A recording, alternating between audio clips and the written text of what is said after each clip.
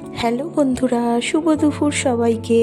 আমরা সাধারণত রুই বা কাতলা মাছের মাথা দিয়ে মুড়ি ঘন্ট করে খাই। তো আজকে আমি তোমাদের চলো একটা নতুন রেসিপি দেখাচ্ছি, বোয়াল মাছের মাথা দিয়ে মুড়ি ঘন্ট। তো তার জন্য আমি এখানে কিছুটা বোয়াল মাছের মাথা কেটে নুন হলুদ মাখিয়ে নিয়েছি, আর একটা আলুকে আমি টুকরো করে কেটে নিয়েছি। আমি তো চাল ভিজাতেই ভুলে গেছি, চলো চালটা ভিজিয়ে নিই। এখানে 2 মুঠ গোবিন্দভোগ চাল নিয়ে আমি জল দিয়ে একটু ভিজিয়ে রেখেছি। এরপর কড়াইতে তেল গরম করে আমি মাছের মাথাগুলোকে ভালো করে ভেজে নিয়েছি।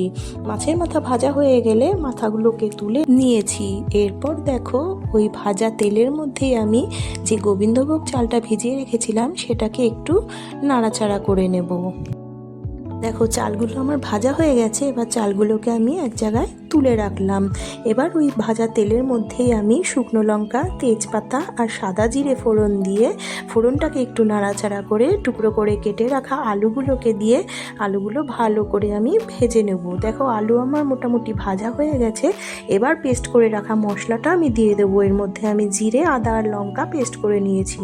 এর মধ্যে মশলার মধ্যে আমি নুন আর পরিমাণ মতো হলুদ দিয়ে মশলাটাকে বেশ খানিকক্ষণ কষিয়ে নেব। মশলাটা দেখো আমার অনেকক্ষণ কষানো হয়ে গেছে। এরপর এর মধ্যে ভেজে রাখা চাল আর মাছের মাথা ভাজাটা দিয়ে ভালো করে মিক্স করে নেব।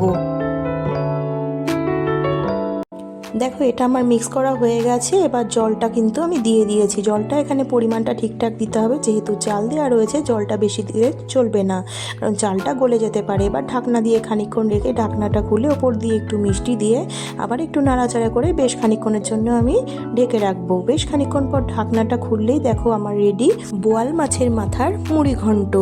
তো এরপর আমি খানিকক্ষণ নাড়াচাড়া করে দেখো কতটা জুসি জুসি হয়েছে।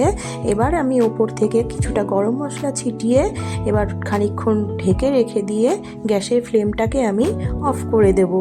বেশ খানিকক্ষণ ঢাকার পরে আমি নামিয়ে নিয়েছি। এবার দেখো রেডি আমার মাছের মাথার মুড়ি ঘন্ট। রেসিপিটা যদি ভালো লেগে থাকে অবশ্যই একটা লাইক কমেন্ট করে দিও।